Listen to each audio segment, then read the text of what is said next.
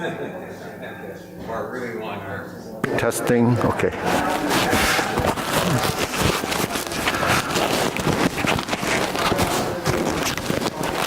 Okay, ready? We'll bow in. Okay, ready? 3 times. Up. Salute. Okay, first exercise, feet shoulder width. Hands up and turning. Ready? 1, 2, 3. 1, 2, 3. 1, 2, 3. 1, 2, 3. 1, 2, 3.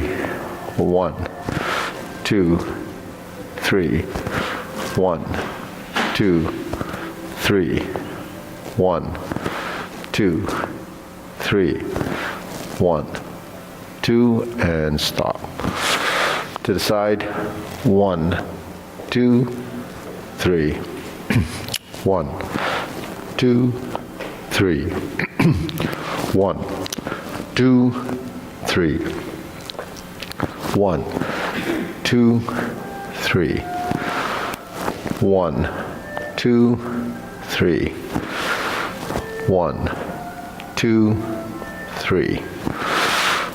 1, 2, and stop. Okay, hands up. Reach down. 1, 2, 3. To your right, to your left, center, inhale, exhale. Hands up. Reach down. 1, 2, 3. To your right, to your left, center, inhale, exhale. Okay, one more time, hands up. Reach down. 1, 2, 3. To your right, 2, 3. To your left, 2, 3. Center, inhale, exhale. Hands on your waist, circular movements. 1, 2, 3, 4, 5, 6, 7, 8, 9, 10, 1, 2. Reverse. 1, 2, 3, 4, 5, 6, 7, 8, 9, 10, 1, 2. Center cross, knees. 1, 2, 3, 4, 5, 6, 7, 8, 9, 10. 1, 2. Reverse. 1. Switch hands.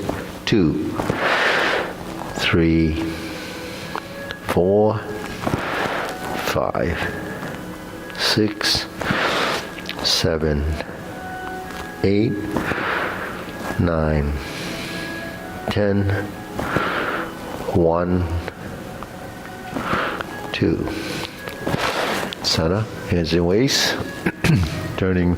1, 2, 3, 4, 5, 6, 7, 8, 9, 10, 1, 2. Back and forth. 1, 2, 3, 4, 5, 6, 7, 8, 9, 10. 1, 2, center, tilt to the side. 1, 2, 3, 4, 5, 6, 7, 8, 9, 10. 1, 2, center down.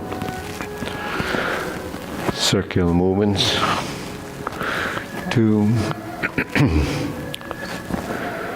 and 3. Reverse. 2 and 3. Center. Hands up. Pull in. Inhale. Exhale. Inhale. Exhale. Inhale. Exhale. Okay, spread your feet. Turning. 1, 2, 3, 4, 5, 6, 7, 8, 9, 10. 1, 2, 3, 4, 5, 6, 7, 8, 9, 10. 1, 2, 3, and stop. Okay, stretch.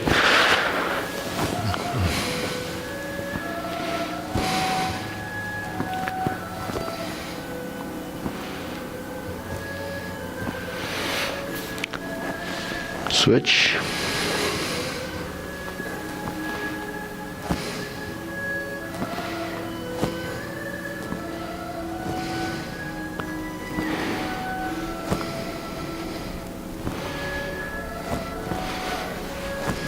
Switch.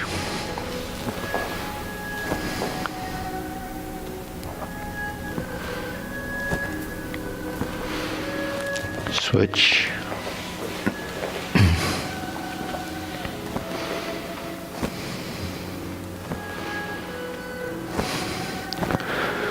Switch. Straighten the front knee.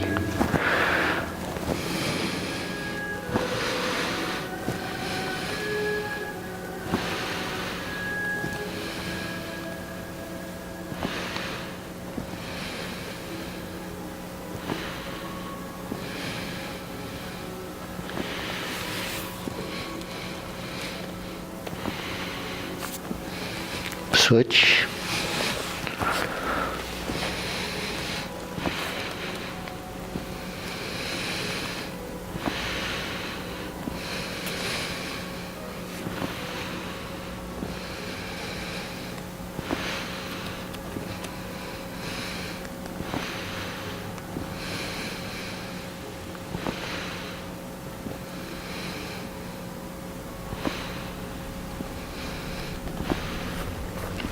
Switch.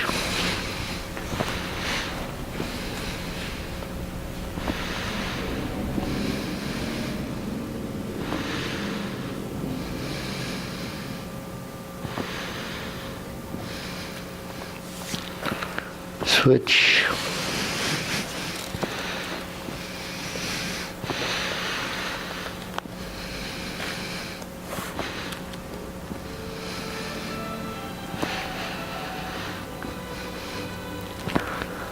Okay, Sana.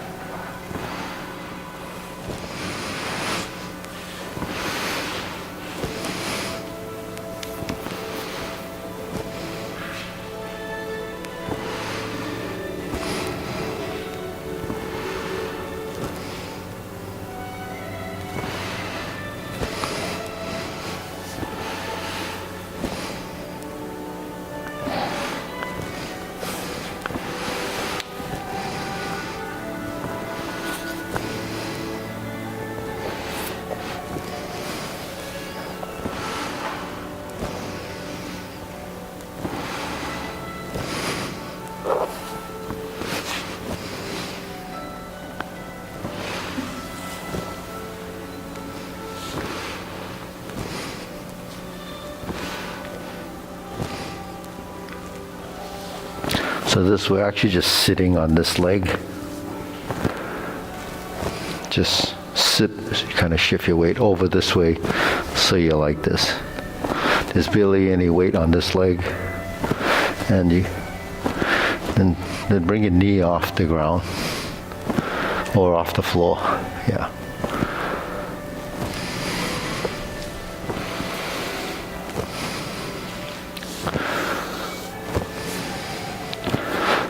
So that's just kind of fold your knee so that it gets the full range of motion. Okay, deep breathing. Inhale.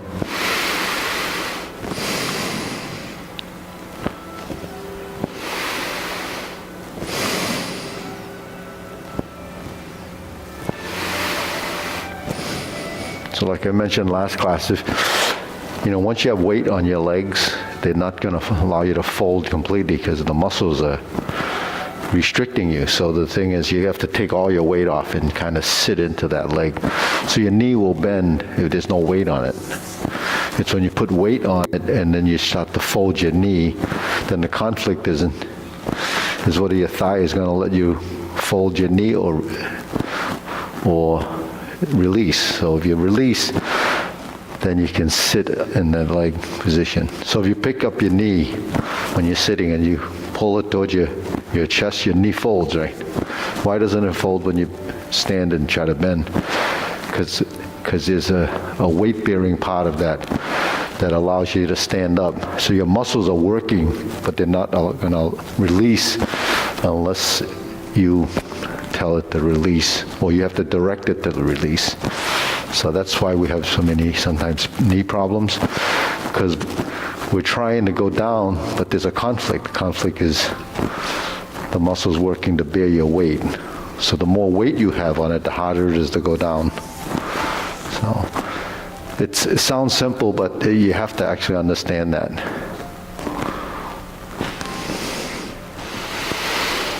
So last class I showed some stretching exercises. But without even stretching, just folding your knees. If you use the bars or you have a chair, all you do is have to hold on to something. Then as you start to squat down, just kind of rock back and forth like this. And your knees will fold. If they don't, if they end up like this, then that means there's weight on them or they're tense. So you're like this and it doesn't go down. The knee's not releasing completely. So you want it actually to be this close. Just like your elbow. You can fold it like this, but if you put weight on it, it doesn't want to bend, right? Once you start to bend, how far can it fold? It depends on how much weight is here. So if there's too much weight, you can't fold your arm. So it works the same way. So you have that understanding that you can work toward it for some flexibility. The other side of it, where you stick your leg out, that's really stretching. Okay, that's, and that's weight bearing. So if you go down like this and doesn't go down, that's as far as you're going to go. It's not till this folds that starts to go down. Okay, deep breathing. Inhale.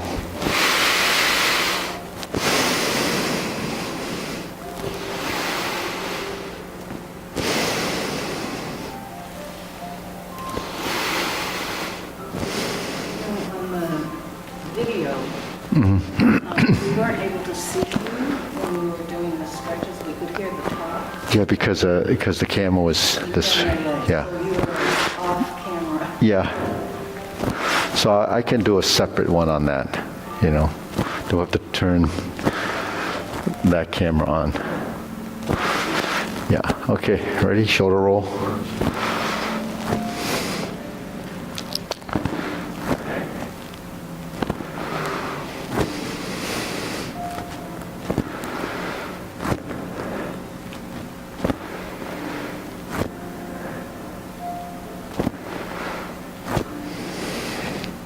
Reverse.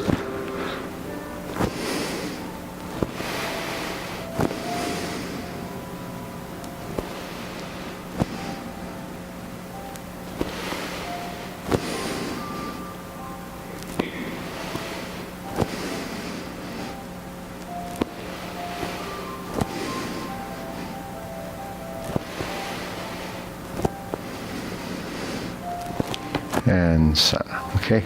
Press, release, exhale, inhale.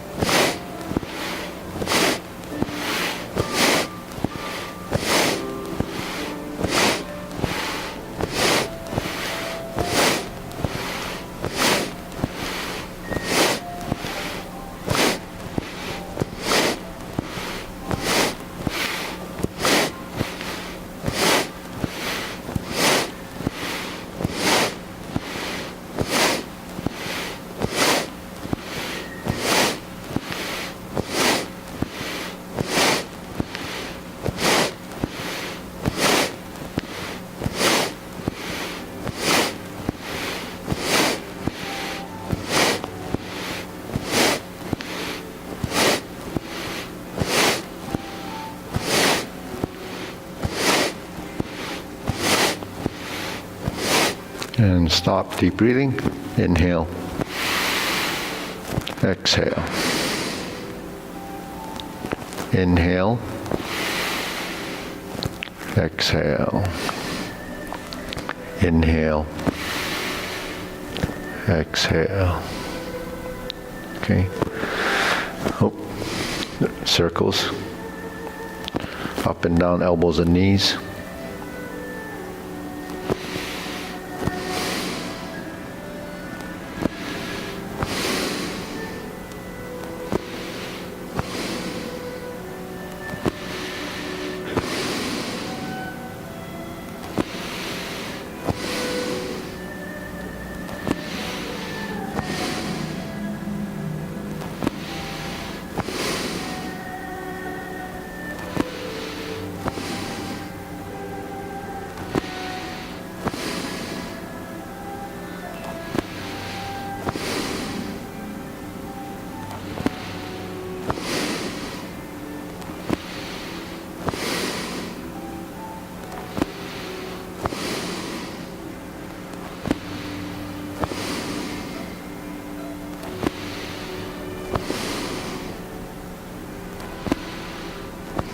Okay, reverse.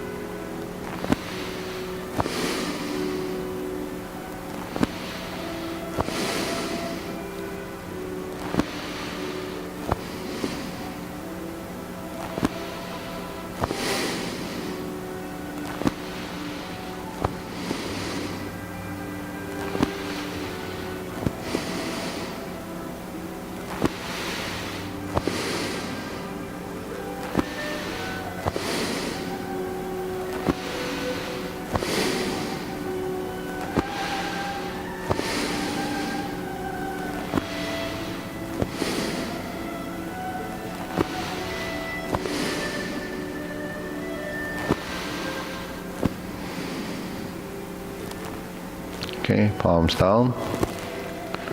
Circular movements, 1, 2, 3. 1, 2, 3. 1, 2, 3. 1, 2, 3. 1, 2, 3. 1, 2, 3. 1, 2, 3. 1, 2, 3. 1, 2, 3. 1, 2, 3. 1, 2, and stop. Okay, shake it out. Side to side.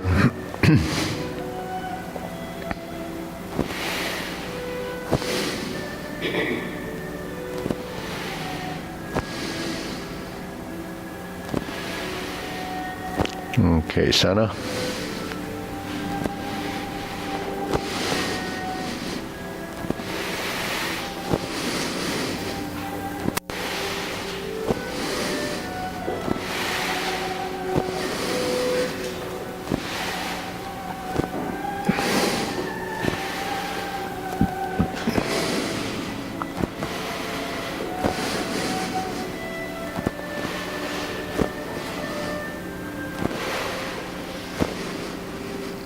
And then down, insert needle.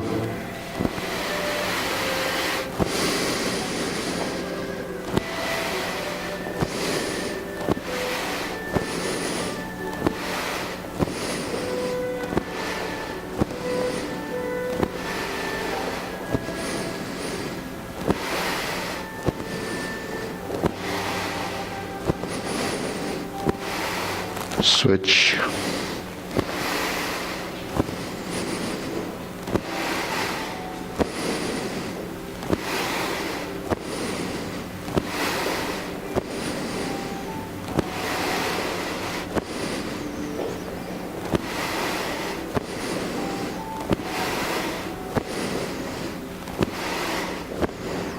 Okay, deep breathing. Inhale.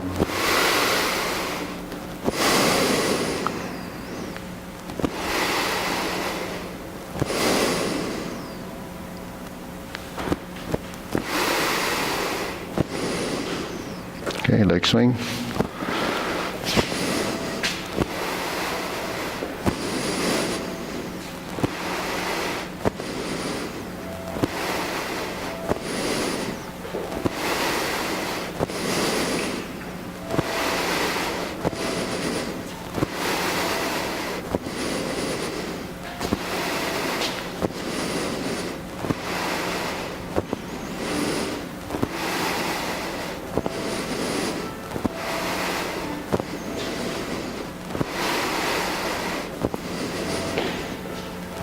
Switch.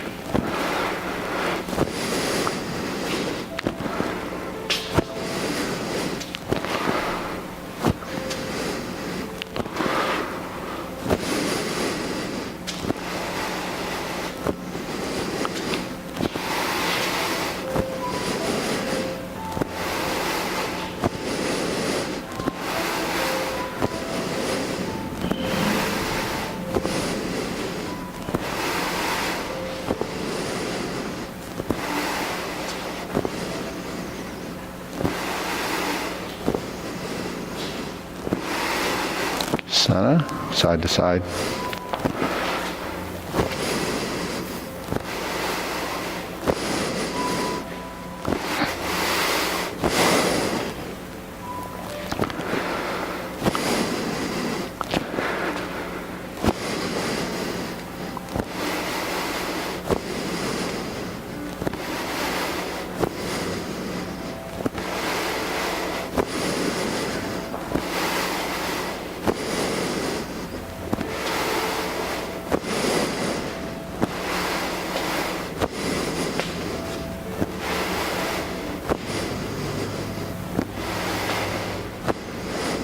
Switch.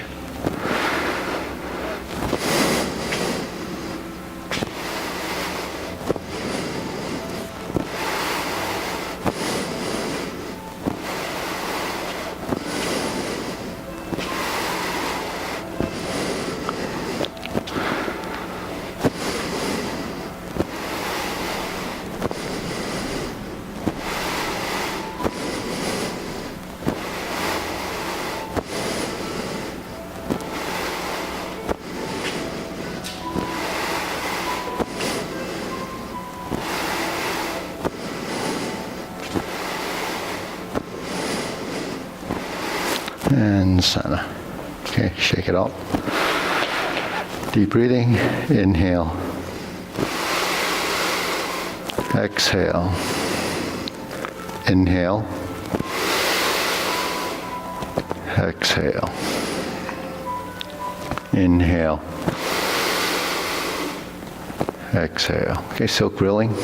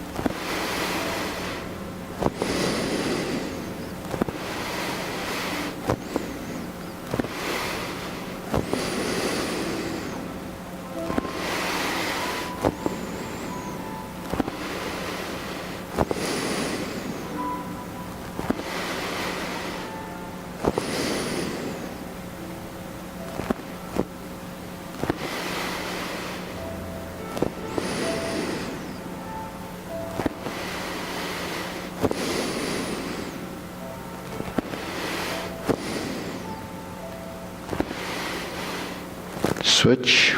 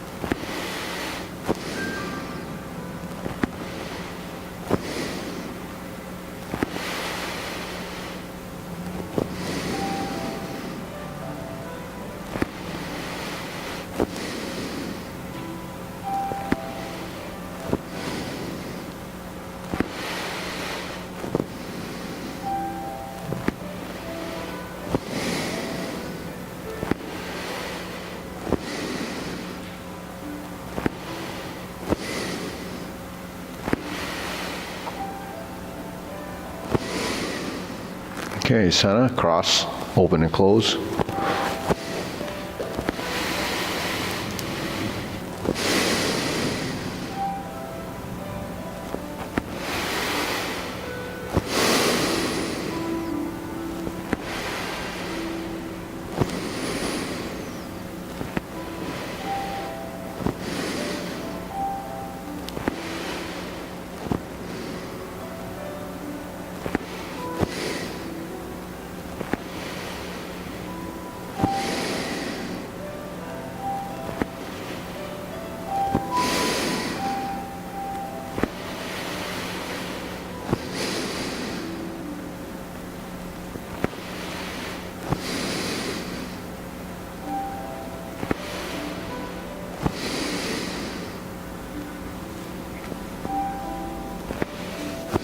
Switch.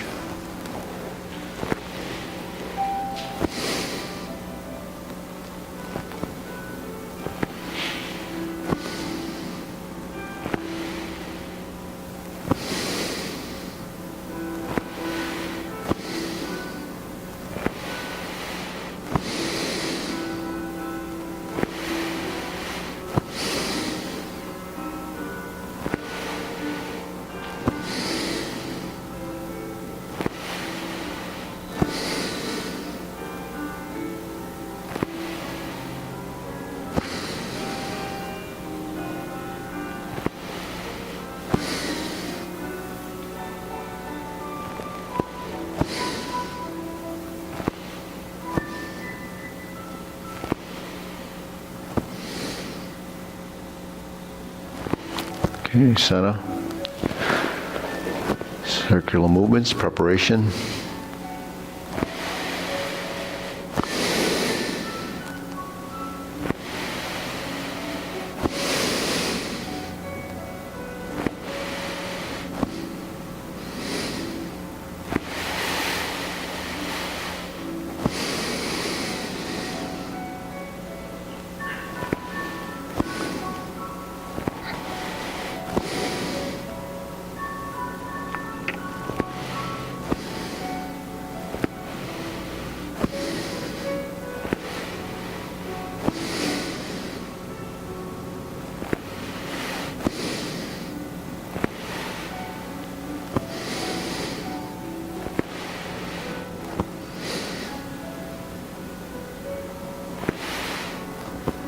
Okay, lower hoop.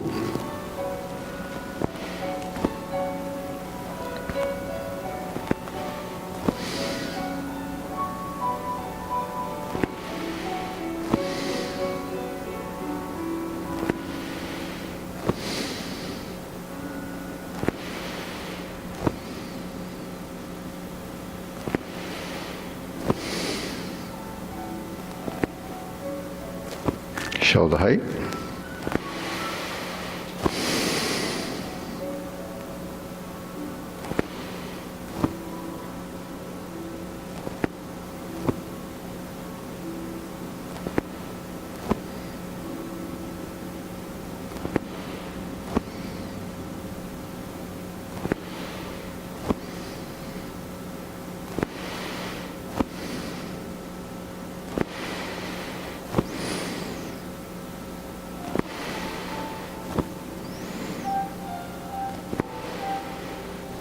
Elbows down.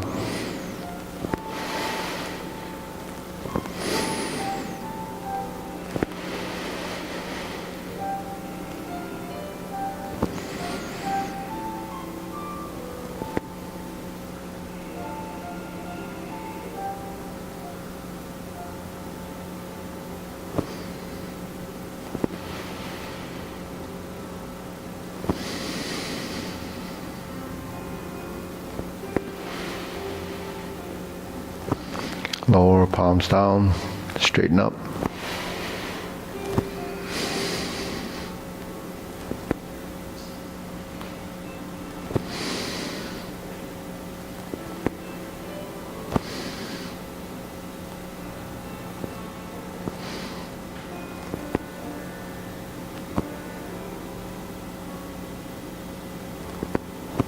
Extend.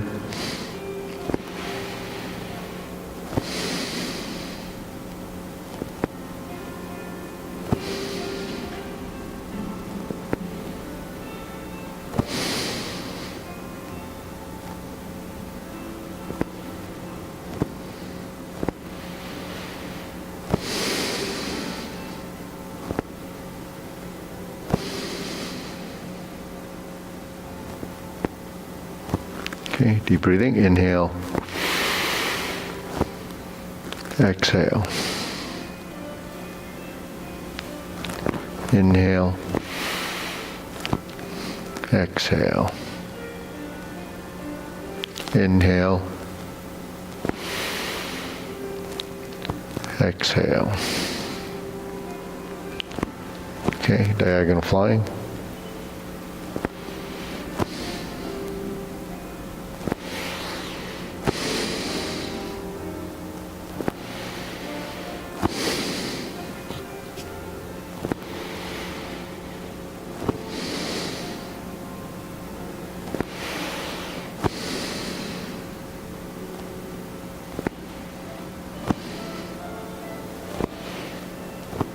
Switch.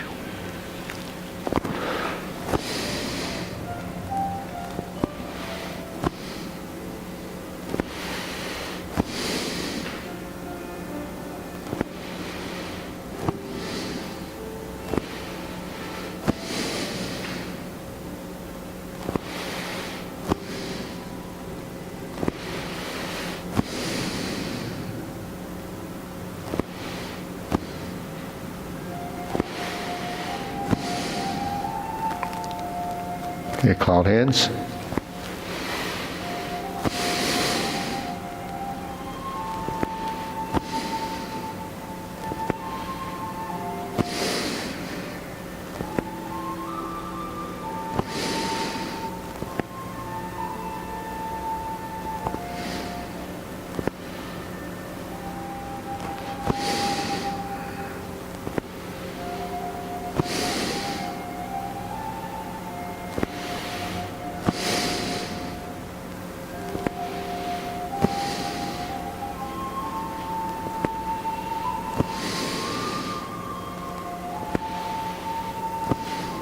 Okay, palms down.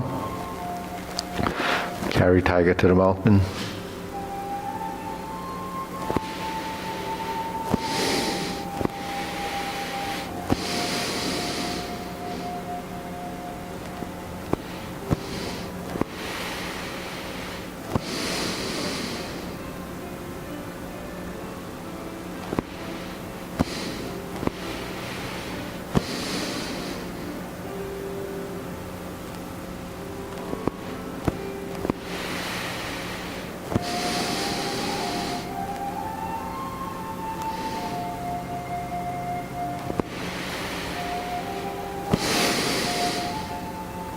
Okay, infinity sign.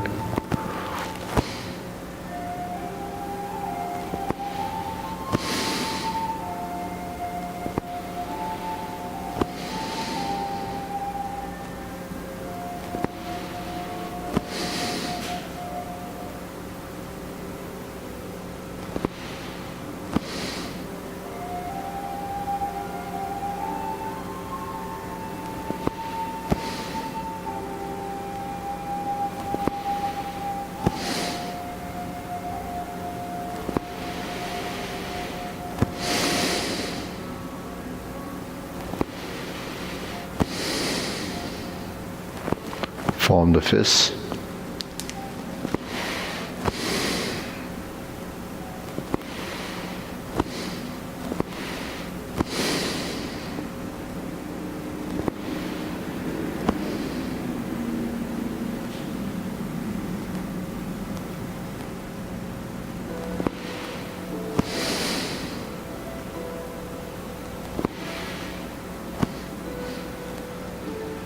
Okay, palms together, strum the lute.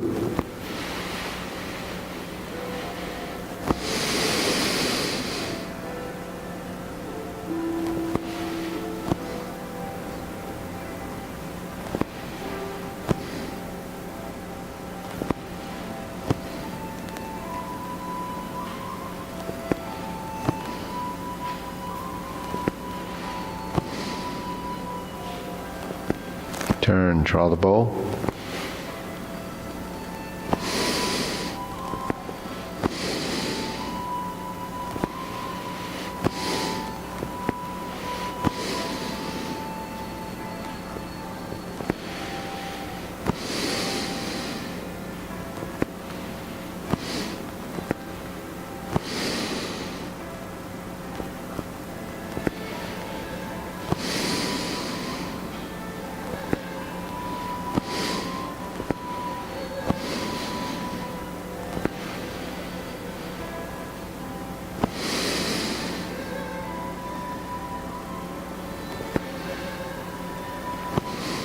Okay, fan to the back.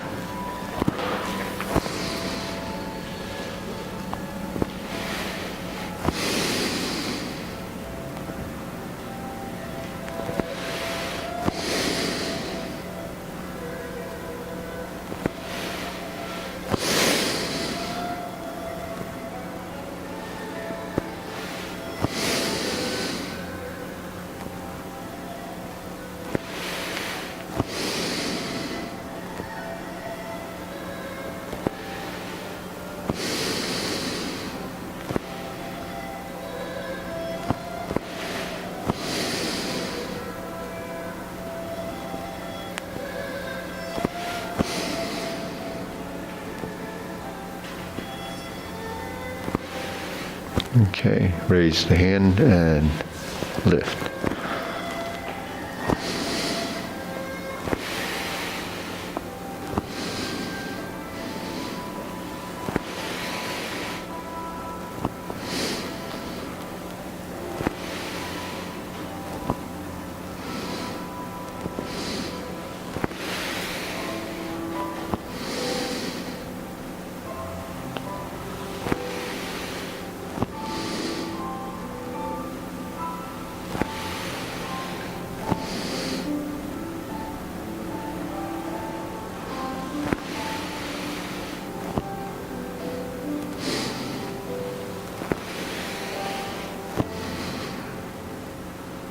And final one.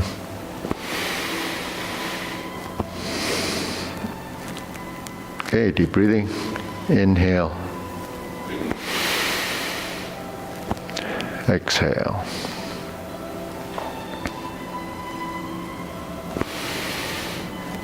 Exhale.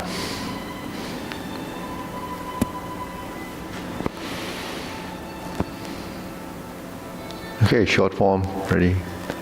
Feet parallel, preparation.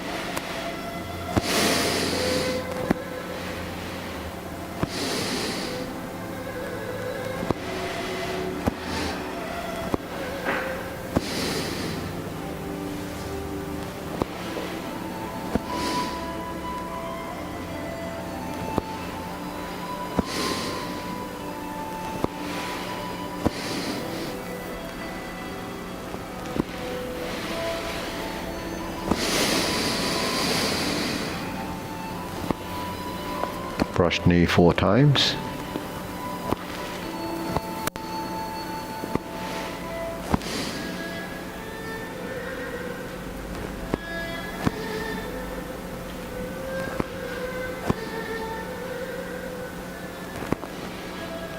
Left side brush knee.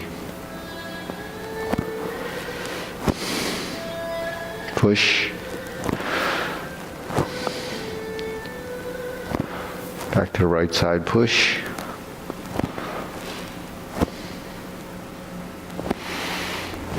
Strum the lute.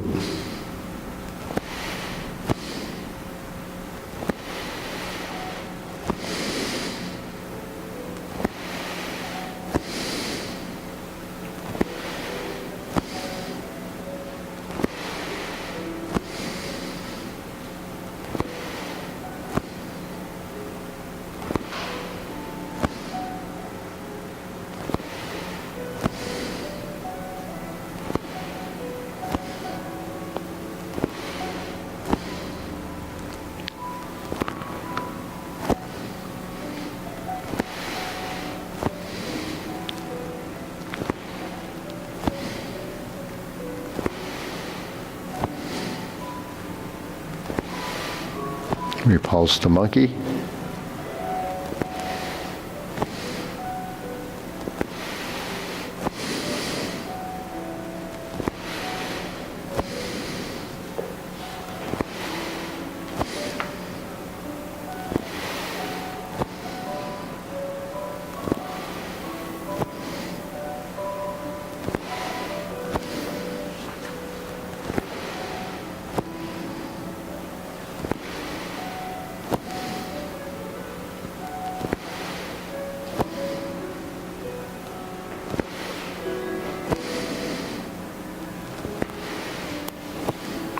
Insert the needle, fan to the back.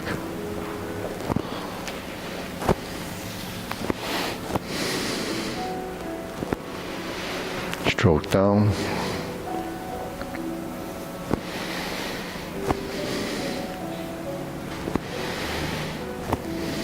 Step up, form the fist,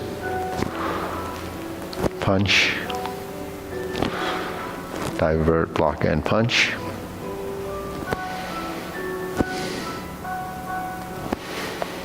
Cross the arms, leopard and tiger, springs the mountain. Hands down, carry tiger to the mountain. Upper hoop, cross the arms, raise the hand, left side. Bend from the waist. Stork flaps wings. Toe heel pivot. Stroke down. Grasp the sparrow's tail. Hook your wrists.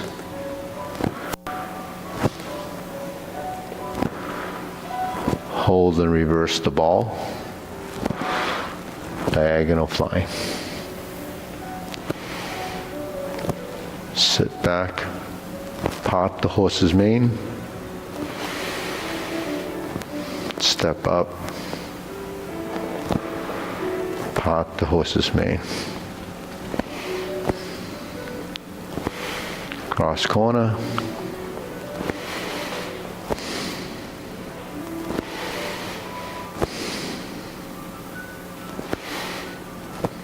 Cross corner.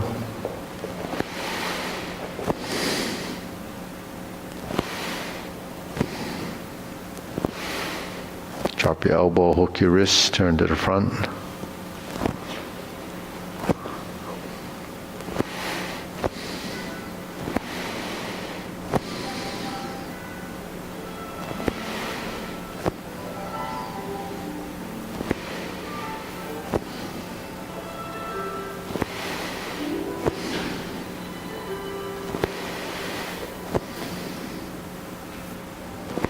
Single whip.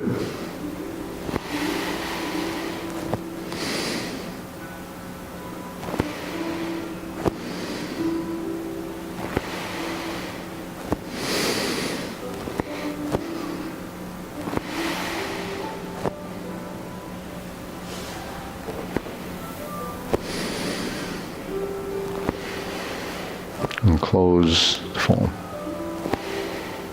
Deep breathing, inhale.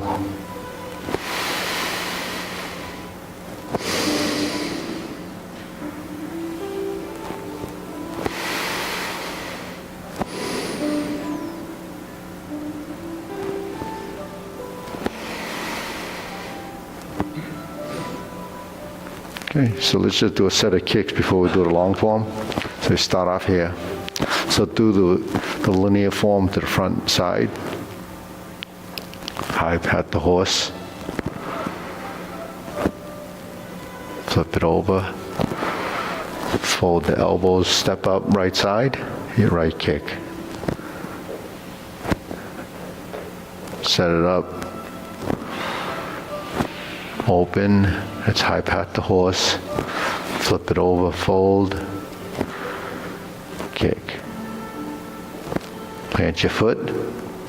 Bring the hands down, fold the elbows. Left heel kick. Brush knee, right side push. Left side push.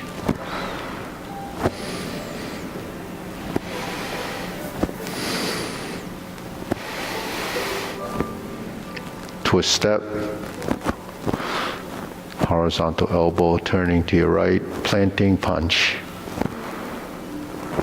Okay, so we can retreat once, parry and punch.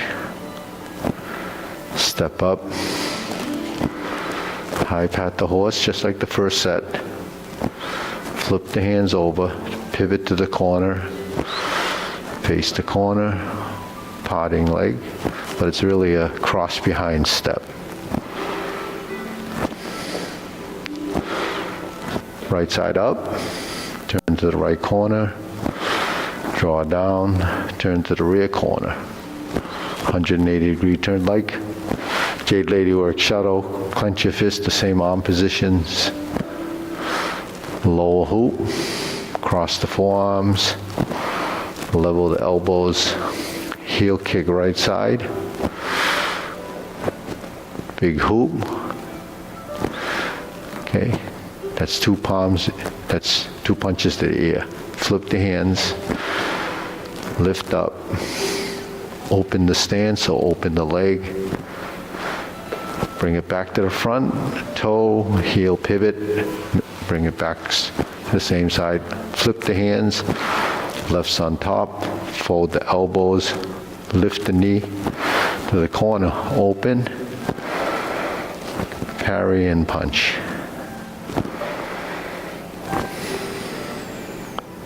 Okay. All right, deep breathing.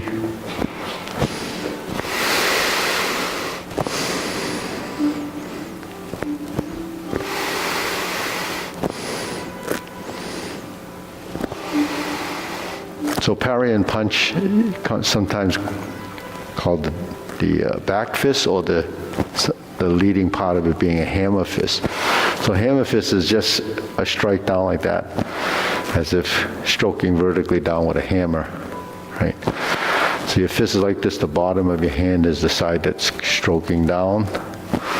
Then when you invert the hand and you turn to your left side, the hand comes through from the bottom to the top and then drops into the front.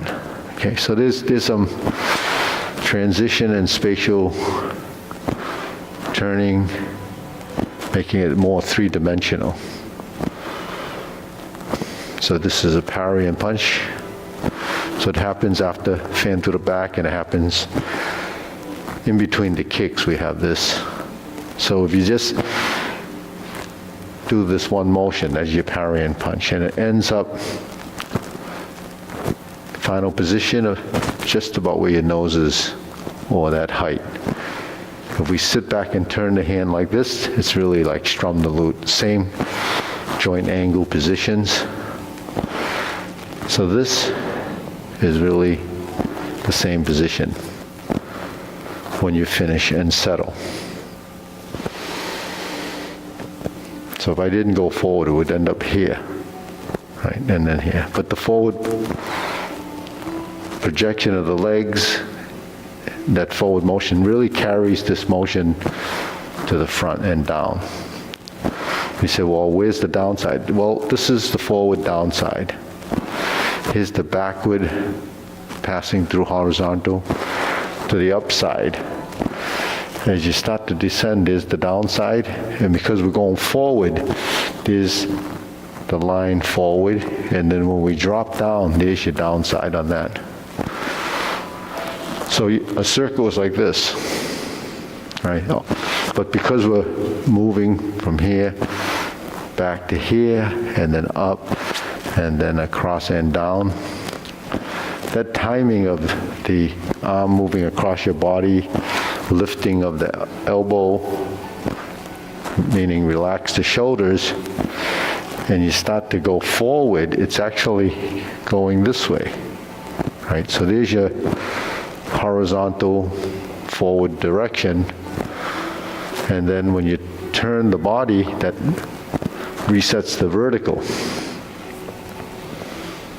And then once you get the vertical, you drop your elbow to vertical elbow, and you just sink. So what do you have there? You have forward, backward, right, left, and center. So the directions of movements are always that, forward, backward, right, left, and center. But we don't capture the direction all the time, because all we're focusing is this. But that's not what we're doing. We're actually going forward. So the forward movement is here. The backward movement is here. The turning movement, the side direction is here, and it comes back. So if I had this ball in my hand, I went like this, you could see that's what I'm doing. I'm carrying it over to here.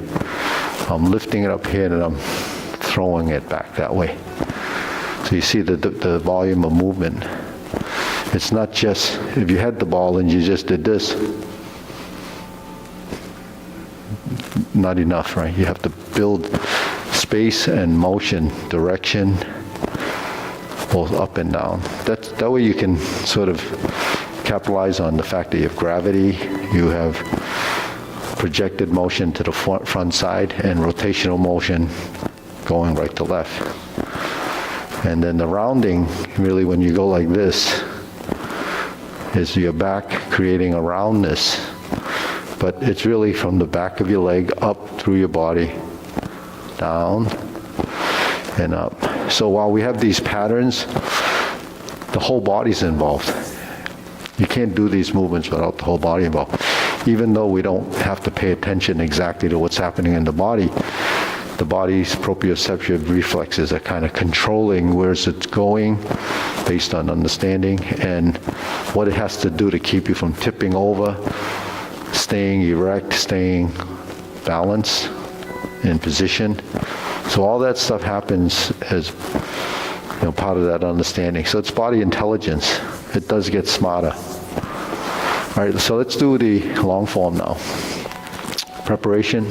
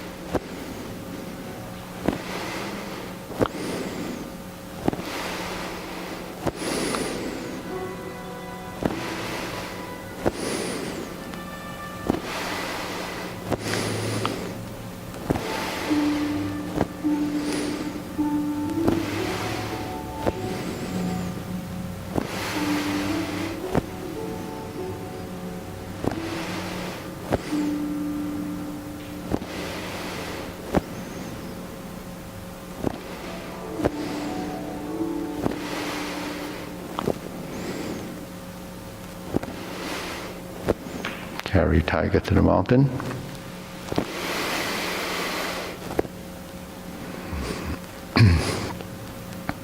Cross the arms, oblique brush knee push.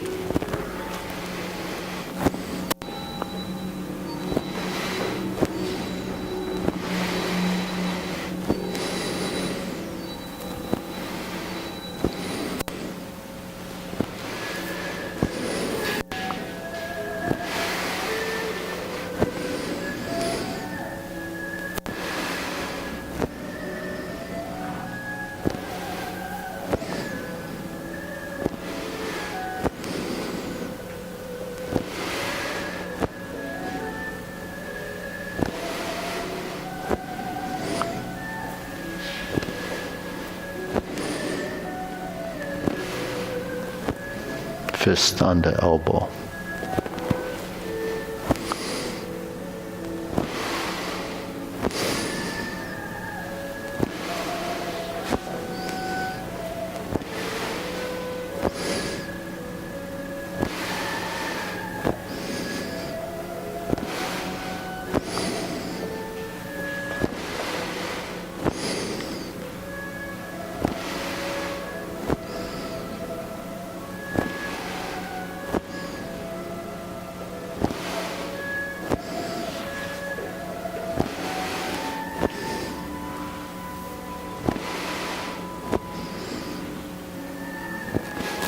Tiger to the mountain again, twist step, open the stance,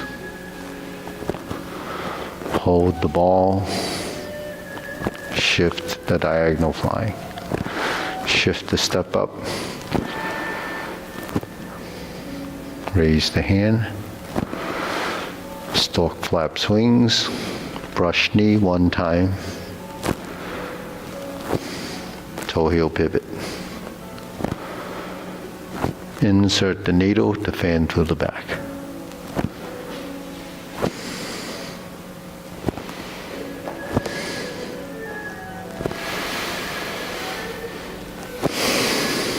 Turn.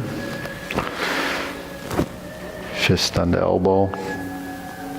Actually parry and punch. It's actually a similar position. Step backwards. Divert. Block and punch, step up again, grasp the sparrow's tail. Single whip.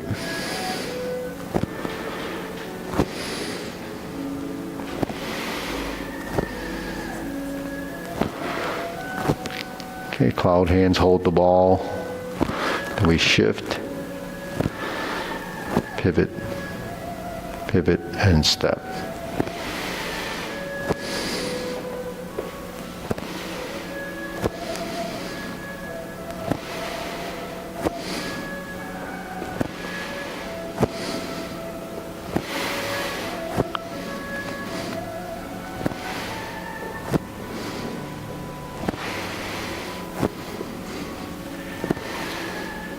Okay, turn, set it up. Here's your left side palm up. Flip it over, first set of kicks. Fold the elbows, right kick, follow person in front of you. Set it up, cross, flip the elbows, fold the elbows, left kick. Plant the foot behind you, pass through and turn. Right to left heel kick. Brush knee push right. Transition to the left. Brush knee, push left. Sit back, forward twist step. Planting punch. That's like the hammer fist off the back leg. Parry and punch. Step up, high pat the horse. Flip it over, face the corner. Left corner toward the refrigerator. Open the stance. Cross behind. Go toward the right corner. And sit back. 180-degree turn. Clench your fists. Let's beat the tiger position. Lower hoop, cross the forearm, level the elbows. Right heel kick. 2 punches to the air. Left hand on top, flip it over. Fold the elbows. Parting leg. Cross in front. Toe, heel to toe.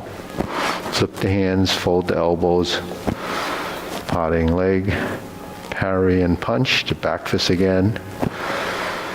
Form your fists and repeat.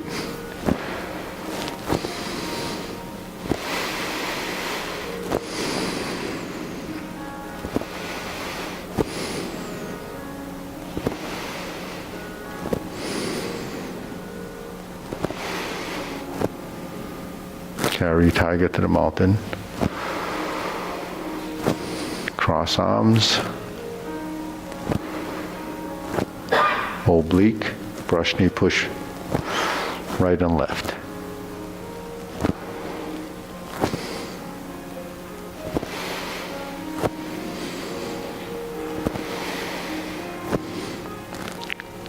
Right side, grasp the sparrow's tail to single whip.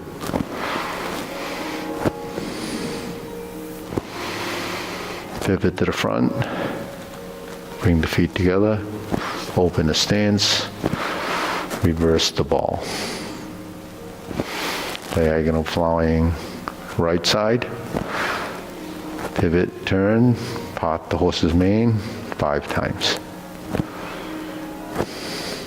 It's your second one. Third one's on the left side.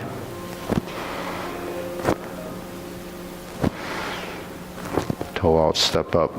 2 more on the right side.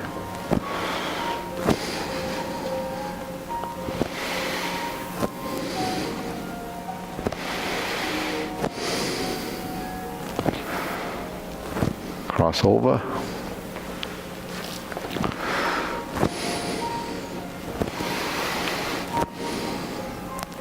Cross over. And pivot, pivot, step, step. Jade lady work shadow. Part the horse's mane. Cross over.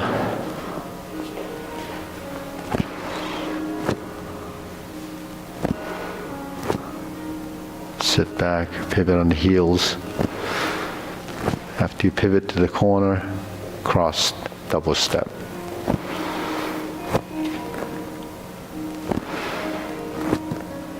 Back to vertical, grasp the sparrow's tail.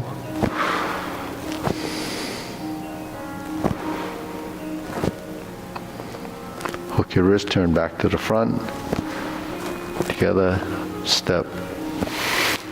Second set of cloud hands.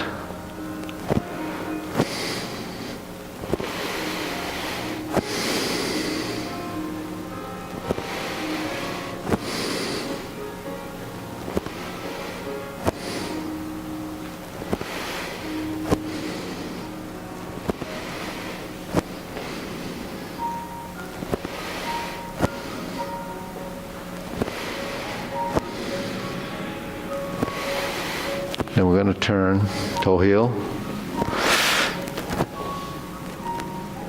Snake sticks out tongue. Invert the hands, drop your elbows, pull down. Step up. Lift. Golden cockerel. Press down, thrust. Kick and pull back to second golden cockerel. Knee position, reverse stance. So you repulsing the monkey 3 times. Okay, we have one more. We're going to reverse the stance going backwards.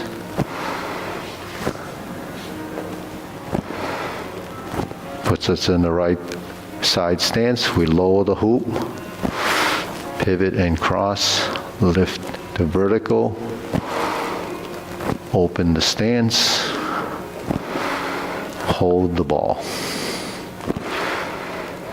Step up and raise the hand. Stork flaps wings.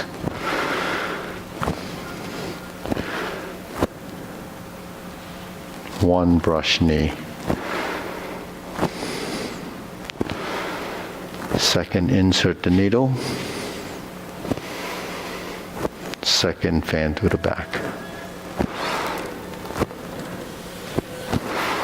Second, turn and stroke down, parry and punch. Step forward, form the fist and punch. Divert, block and punch. Step up again. Right side, grasp the sparrow's tail.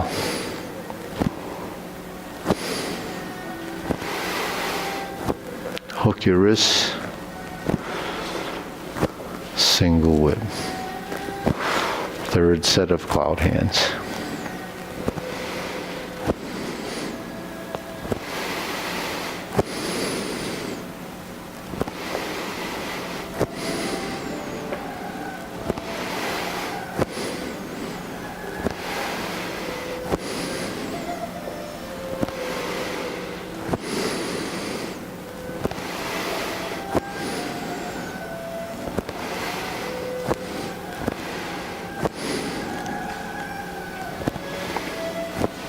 Okay, now here, set up, palm strikes face left. Sit back and turn, 180 degrees, single lotus kick, brush knee, left side push. Set it up, twist step, punch down to crotch, toe out, step up, grasp the sparrow's tail.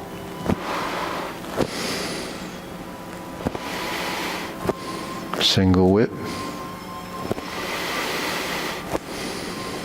Second downward posture. Turn. Cover hand, snake sticks out tongue. Invert, pull down. Shift and step up. Cross the hands, 7 star. Ride the tiger, 180-degree turn. Left foot forward, left palm strikes. Face, turn. Double lotus kick. And then draw down. 2 punches, draw the bow. Shoot the tiger. Palm strikes face second time. This time parry and punch. 180-degree turn. Set it up, step up. Flip the hands over, high pat the horse. Step up, left and right side hands vertical. Grasp the sparrow's tail. Single whip.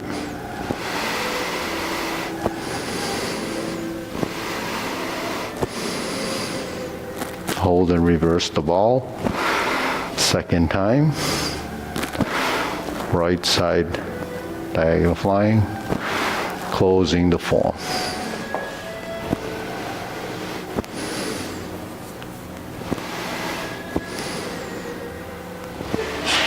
Okay, deep breathing.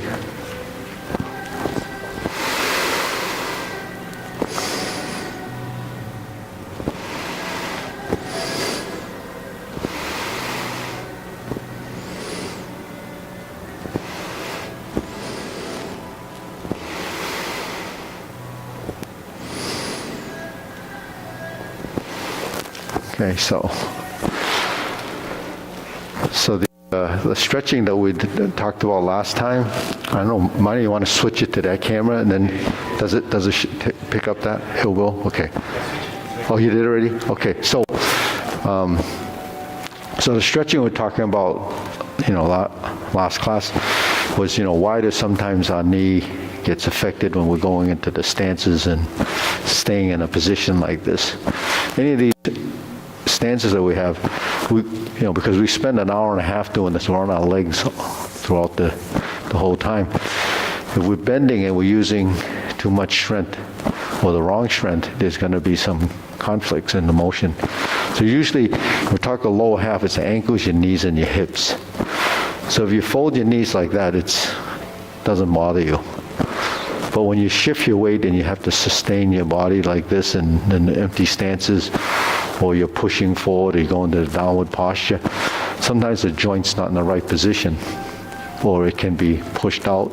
But because we're doing a lot of this weight-bearing exercise type things, our thighs get pretty strong from bearing the weight. So that's a good thing. It's supposed to do that, because your legs, have to support you. It's your base. But sometimes when these are tight, doesn't mean the hips releasing. So when the hip releases, when you fold your knee, your knee actually doesn't change like this. That's where you put stress on the lateral sides of your knee. So if I go like this and my hip doesn't turn, and I have two hips, doesn't mean this hip does all the work. The two of them are working together. Now when you do this, the muscles are not just folded like in one direction, it becomes dimensional. So when I turn, my knee actually has to shift like this, so it looks distorted. It's not even lined up with my toe. Typically when people go to the gym and they do squats and they use the machines, you want to line your knees up with the space between the big toe and the little toe. That's the tracking. But that's because you're lifting these tremendous amounts of weight. Your knees, when you carry your body weight and you're moving, it has to move, because if you isolate this joint, that takes the brunt of all the stress. But if you're moving your hip as you're moving your body, and your ankle's doing that, so the ankle, the knee, and the hip have to work together. They supplement each other. So they compensate and allow your positions to stay tracking. So your knee, actually, once it's folded like that, it's bearing weight, but it's also free to move. Now, if you get hit in those positions from the side, you're going to get a knee injury anyways, because you got a force acting on that that's, could be too much. So to free up your hips, you're already doing it by turning, or you're turning out and you're turning in, you're turning out. So that helps to increase the range of motion. Now, when you increase the range of motion, that allows some mobility, and it gets used to doing that, so it sort of knows. But then the inner thighs and the back of the legs are the big groups of muscles that actually restrict. So when you use something like this, whether you use this bar or this, and you can do this at home. You have a kitchen counter that's about the perfect height. You might not want to think you want to put your feet on your kitchen counter, but it's okay. You just wipe it off. So once your foot is here, that's already about the maximum your body wants to do anyways. And then when you go forward and back, sliding on this. So you can do this on your counter. Just hold your counter. If it's real difficult, then look for something lower, like the back of the couch, the back of and you can kind of slide in and out. Other thing you can do is you can put one of these at home, or just come here and do it. So that kind of moves into a stretch. So that's pretty simple to do. Because when you're stretching and moving, it's different from sort of just static stretching and just trying to get your head to here or your chest to your knee. Now this is in this position where you kind of flare the feet out. So you have to imagine this position on the floor, because you're trying to get this posture So this opens up more. That's where your parting legs would come in, because when you lift your leg and you open your leg, you see how it has to open? If this doesn't open, your leg's only going to go that far. So you're using this as a crutch, the apparatus, so you can pull yourself in and let yourself go. Now, this is a lot safer to do than when you go on the floor and allow your body weight to do it. Because your body weight you can't control if you're in a position. So then you're going to stress this muscle out, or you might even pull it. So best thing to do is just, I think using the stretch bar and doing one leg at a time is easier to do, because when you're in these stretch positions on the floor, you're doing both groups of muscles at the same time. So that's already a challenge. And one side, they do the other side. Now, when you get into, if you're doing this, if the joint's up here, sometimes the ligament will click. That means, when you go like this, and you go, that's probably because it wasn't in a good position. So if it was like that for a long, long time, you can imagine why your hip doesn't want to move. So when you're here, okay, this is open. Now, if I pivot this foot like this, and I turn toward here, now you see this closed? Now I'm stretching out here. If I put my hand here and I put my hand like this, I twist my body this way. Now you're going to feel the stretch out here, right? And then as you build now you don't try to bend your neck, and you don't try to round your back, because you think you're going further down when you do that, but you're not really helping the back of the group here, the group of muscles. It's not just one muscle, there's a bunch of them there. So when you go like this, then you try to relax and go down. Now you're going to feel it here. Now the first time you do this, you probably won't be able to move at all, because once you get your leg up here, this tightens up and it doesn't want you to move. Right? It doesn't want you to move because there's a stretch reflex. It's an inhibitor. It tenses because it's a defensive mechanism. It says, okay, that's not good. You're going to hurt yourself. So what you have to do in stretching is inhibit that stretch reflex, and you breathe. And when you breathe, you go to start the release, and you just let it go and let it go. So in stretching, trying to do this is really putting muscle against muscle. But when you move and you wiggle, say you're like this, then it will start to release, because there's movement in there and the muscles are allowing you to release the contraction. So that's there and inner thigh. So those are the two, I think, are pretty important exercises to do for the back of the legs, the hamstring. If you just do this and round your back, you're only stretching right here. The belly of the muscle here goes down into the back of the leg. That area gets sore if you're not used to stretching, because you're only stretching right there. When you stretch here, then you're getting it up here. And the further you go, the more you get through the belly of the muscle, the big part of it. Because muscles, they work when they contract. They slide together and they like this. Your muscle doesn't really get longer. It appears like it's longer, but it's really taking this out of the equation. There's always going to be some, but when your muscles are contracted like that, so it's pulling together, so it feels like it's shorter. But it doesn't get longer than when it opens. So that opens when you exhale, release, and relax. So it becomes a mind connection. Now, because we strengthen the front of our thighs, then these can become imbalanced, right? The two muscles that cross. So you stand here, hold here, lift your knee like you're standing like this. And you grab the bar like this, and you drop your knee. Now they do this in other disciplines. You drop your knee, you stand like this, and you balance. But you're worried about your balance. Well, why do that? Just use this. You stretch here, you open it up, you flare the foot out, and you stretch. But you're not you're not forcing it. You're just kind of getting a position, that's all. And then you do it on the other side.